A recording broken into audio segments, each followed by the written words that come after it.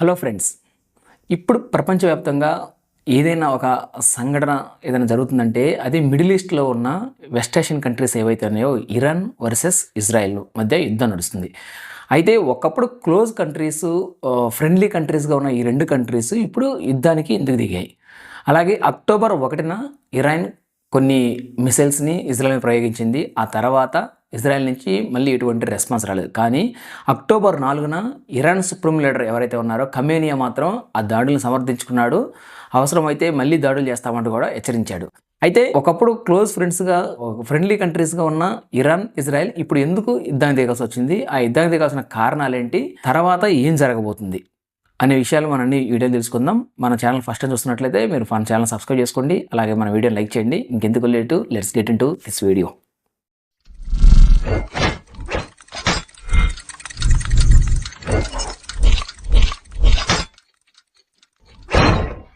Iran Israel మీద దాడి చేయడానికి 3 కారణాలు కనిపిస్తున్నాయి. ఆ 3 కారణాలు అంటే 1 హమాస్ గ్రూపు, 2 హిజ్బుల్లా, 3 హౌతీ. ఈ 3 కూడా చాలా క్లోజ్గా ఉండే గ్రూప్స్ ఇరాన్కి. అయితే ఆ 3 స్థావరాలు, ఆ 3 గ్రూప్స్ని ఇప్పుడు ఇజ్రాయెల్ డిస్ట్రాయ్ చేస్తుంది. మనకు తెలుసు ఇరాన్ రాజధాని టెహరాన్లో జూలైలో ఎవరైతే హమాస్ గ్రూప్ అధినేత ఉన్నారో ఇస్మాయిల్ హనియాని అక్కడ చంపేశారు. ఆ తర్వాత లెబనాన్లో ఉన్న ఏదైతే హిజ్బుల్లా గ్రూప్ ఉందో ఆ హిజ్బుల్లా గ్రూప్ అధినేత ఎవరైతున్నారో నస్రుల్లా, ఆ నస్రుల్లాను కూడా ఇజ్రాయెల్ చంపేసింది. ఆ తర్వాత యమన్లో ఉన్న ఏదైతే హౌతీ గ్రూప్ ఉందో హౌతీ గ్రూప్ పైన కూడా వాళ్ళు దాడి చేశారు. దానికి సంబంధించిన కొంతమంది వ్యక్తులను చంపేశారు. అయితే ఈ హమాస్ కానీ లేదంటే హిజ్బుల్లా కానీ లేదంటే హౌతీ ఈ 3 ఏవైతే ఉన్నాయో ఆ 3టిని పొలిటికల్ గ్రూప్స్ అనొచ్చు లేదంటే టెర్రరిస్ట్ గ్రూప్స్ అనొచ్చు. ఆ 3టికి శిక్షణ ఇస్తుంది, వాటికి సంబంధించిన ఆర్మ్స్ సప్లై చేస్తుంది, వాటికి సంబంధించిన ట్రైనింగ్ ఇస్తుంది మొత్తం కూడా ఇరాన్. అయితే హమాస్ మాత్రం పాలస్తీనా బేస్గా ఉండే ఒక టెర్రరిస్ట్ గ్రూపు, అలాగే ఒక పొలిటికల్ పార్టీ.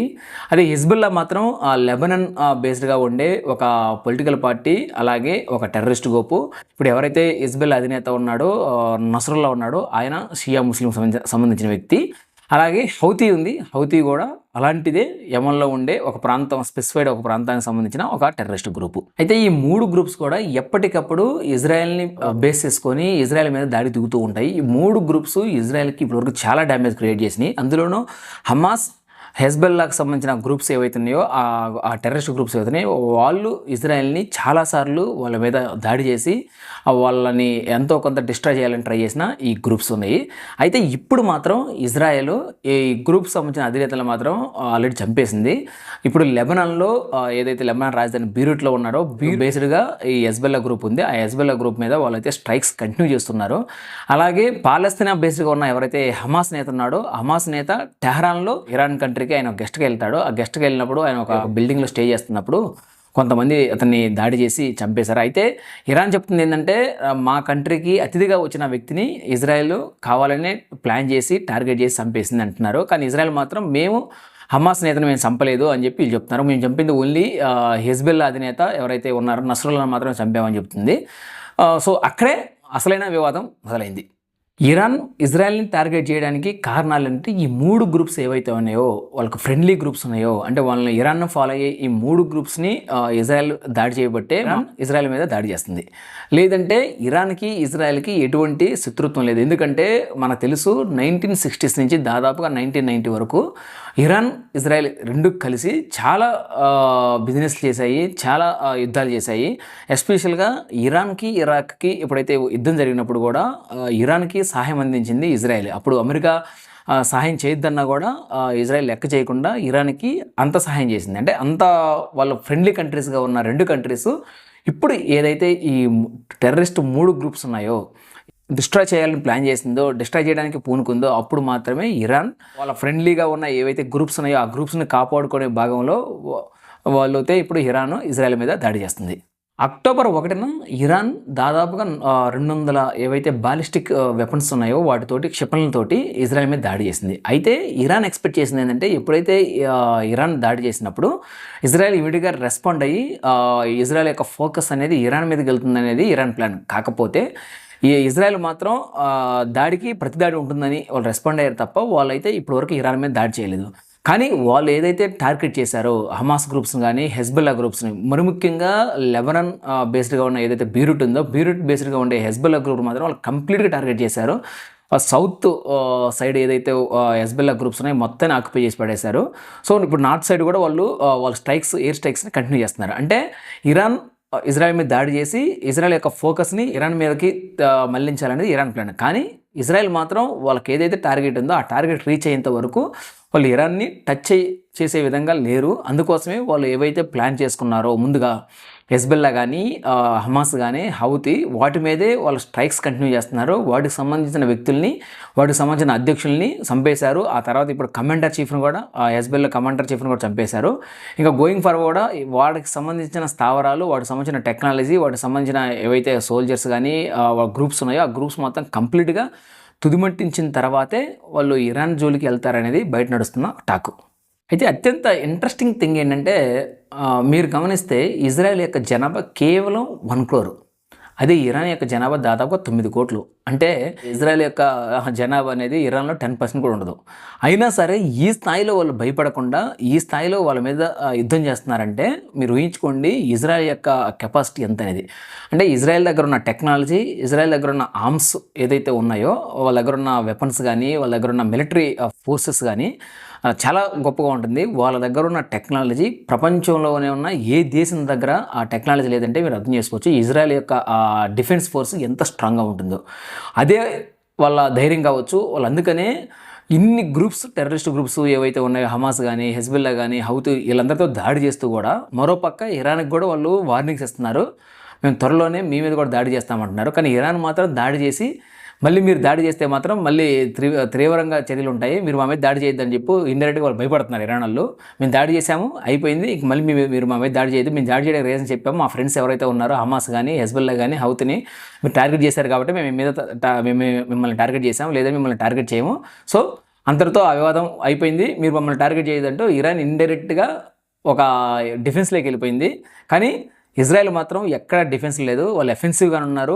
వాళ్ళ మీద దాడి చేసినా సరే ఇరాన్ వాళ్ళు కేర్ చేయట్లేదు. వాళ్ళు ఏదైతే అనుకుంటున్నారో వాళ్ళని కంప్లీట్గా డిస్ట్రాయ్ చేసేదాకా వాళ్ళు నిద్రపోయేటట్టయితే లేదు. అయితే ఇదంతా జరుగుతుంటే మధ్యలో అమెరికా వాళ్ళు ఉన్నారు. వీళ్ళు మాత్రం ఇజ్రాయెల్కి సపోర్ట్గా ఉంటున్నారు ఎప్పటి నుంచో, ఎందుకంటే ఇజ్రాయెల్ దగ్గర నుంచి టెక్నాలజీలు తీసుకుంటున్నారు. సో అలాగే ఇజ్రాయెల్కి సంబంధించిన ఏదైనా హెల్ప్ కావాలన్నా కూడా అమెరికాలు చేస్తారు.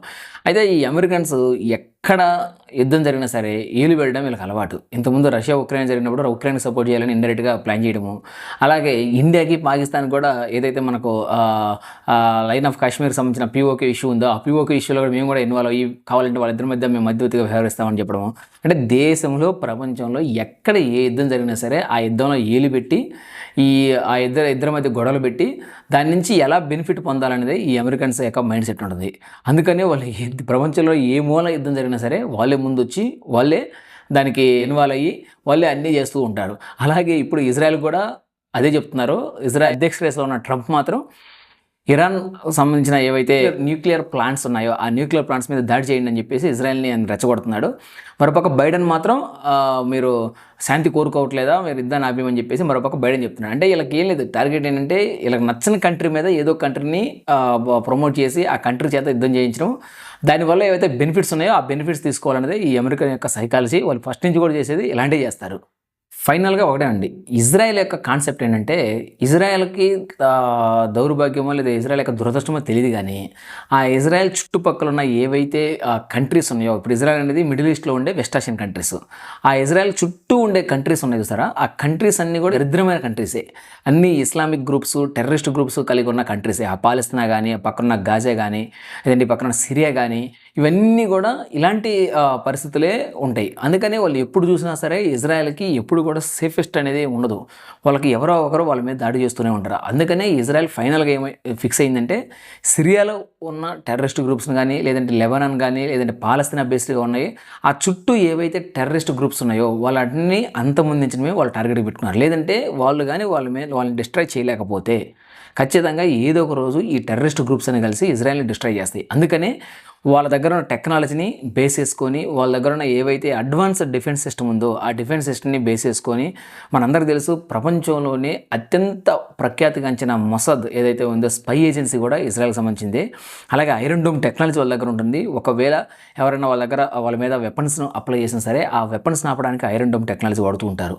సో అందుకనే వాళ్ళు ఎక్కడా కూడా తగ్గట్లేదు. ఎన్ని దేశాలు వ్యతిరేకంగా వచ్చినా సరే వాళ్ళు ఎలాగైనా సరే ఫైట్ చేసి ఈ యుద్ధాన్ని కంటిన్యూ చేయాలనేది వాళ్ళ ప్లాన్. ఆ కంటిన్యూ చేసిన భాగంలోనే ఇప్పుడు ఏవైతే గ్రూప్స్ ఉన్నాయో ఆ గ్రూప్స్ని కానీ డిస్ట్రాయ్ చేయగలిగితే ఇజ్రాయెల్కి ఎటువంటి ఇష్యూ ఉండదు. ఫ్యూచర్లో కూడా ఇజ్రాయెల్కి ఎటువంటి బాధ ఇబ్బందికరం ఉండదు అనేది వాళ్ళ ఆలోచన.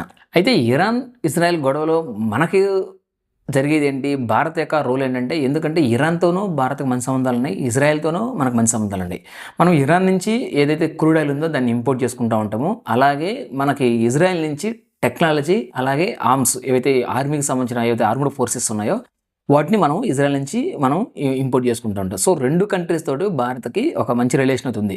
అయితే ఈ యుద్ధం తర్వాత భారత్ రోల్ ఏంటనేది ఎవరు చెప్పలేదు. ఎందుకంటే మనం మ్యాక్సిమం ఏ ఇష్యూ వచ్చినా ఏ కాన్ఫ్లిక్ట్ వచ్చినా సరే మ్యాక్సిమం ఇండియా ఎప్పుడు కూడా న్యూట్రల్గా ఉండడానికి ట్రై చేస్తుంది. ఇంతకుముందు మన ఉక్రెయిన్ అలాగే రష్యా వార్లప్పుడు కూడా మన వాళ్ళు ఎటువంటి స్టాండ్ తీసుకోకుండా న్యూట్రల్గానే ఉండి మన వాళ్ళు వ్యవహరించారు. అలాగే ఇప్పుడు ఇజ్రాయెల్ ఇరాన్ మధ్య కూడా భారత్ అలాగే వ్యవహరించబోతుంది అనేది నడుస్తున్న టాకు. అయితే మేజర్గా ఒకవేళ యుద్ధం వస్తే ఎవరికి నష్టం అనే చర్చ జరుగుతూ ఉంది. ఎందుకంటే ఒకవేళ ఇరాన్ ఇజ్రాయెల్ మధ్య యుద్ధంగా నడిస్తే ఏదైతే క్రూడ్ ఆయిల్ ఉందో కదా ఆ క్రూడ్ ఆయిల్ ప్రైసెస్ పెరగడానికి ఛాన్స్ ఉంటుంది. మార్కెట్లో పెట్రోల్కి డీజిల్కి రిమైనింగ్ ఏవైతే ఉన్నాయో ఆయిల్స్కి సంబంధించిన ఒక సర్జ్ అయితే క్రియేట్ అవుతుంది, దానికి సంబంధించిన ఒక డిమాండ్ అయితే క్రియేట్ అవుతుంది అనేది నడుస్తున్న టాకు. అలాగే ఇజ్రాయెల్ కూడా యుద్ధంలో దిగితే ఇజ్రాయెల్ నుంచి మేజర్గా గ్యాసెస్ సప్లైస్ ఎక్కువ జరుగుతూ ఉంటాయి. అలాగే టెక్నాలజీ ఆర్మ్డ్ ఫోర్సెస్ ఉంటాయి, అవి కూడా కొంతవరకు ఎఫెక్ట్ అయ్యే ఛాన్స్ ఉంది అంటున్నారు. మరి చూడాలి ఈ 2 కంట్రీస్ డైరెక్ట్గా వార్ దిగుతాయా లేకపోతే ఇంతటితో ఇది అయిపోతుందని మాత్రం వేచి చూడాలి. ఒకవేళ ఈ ఇద్దరు కానీ స్టాండ్ తీసుకొని యుద్ధంలోకి దిగితే మాత్రం ఆ 2 కంట్రీస్ సపోర్ట్ చేసే కంట్రీస్ కూడా రావడానికి అవకాశం ఉంది. ఎందుకంటే ఇరాన్కి రష్యా సపోర్ట్ చేస్తుంది, ఇరాన్కి రష్యా ఫ్రెండ్లీ కంట్రీ ఉంటుంది. అలాగే ఇజ్రాయెల్కి యుఎస్ఏ అమెరికా ఫ్రెండ్లీ కంట్రీ ఉంటుంది. దానితో పాటు యూకే అలాగే కొన్ని యూరోపియన్ కంట్రీస్ డైరెక్ట్గా ఇజ్రాయెల్కి సపోర్ట్ చేస్తున్నాయి. ఒకవేళ ఈ 2 కంట్రీస్ మధ్య యుద్ధం వస్తే అది 3వ ప్రపంచ యుద్ధం అవుతుందనేది చాలామంది చెప్తున్న మాట.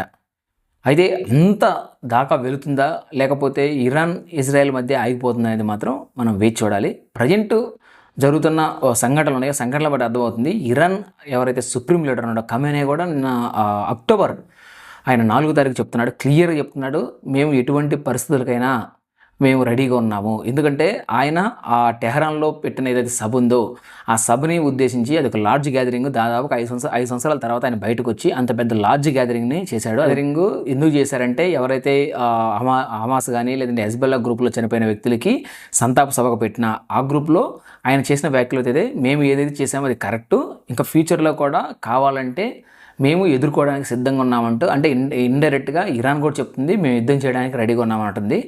మరి ఇజ్రాయెల్ కూడా తగ్గే పరిస్థితులు కనిపించలేదు, ఎందుకంటే వాళ్ళు ఎప్పుడు కూడా ఏ విషయంలో కూడా వెనక్కి తగ్గరు కాబట్టి, అంటే కొన్ని సందర్భాల్లో వాళ్ళు అమెరికాను కూడా లెక్క చేయలేని పరిస్థితులు ఉన్నాయి కాబట్టి, సో వాళ్ళు కూడా యుద్ధానికి దిగితే 3వ ప్రపంచ యుద్ధం వస్తుందా అనేది మాత్రం చూడాలి.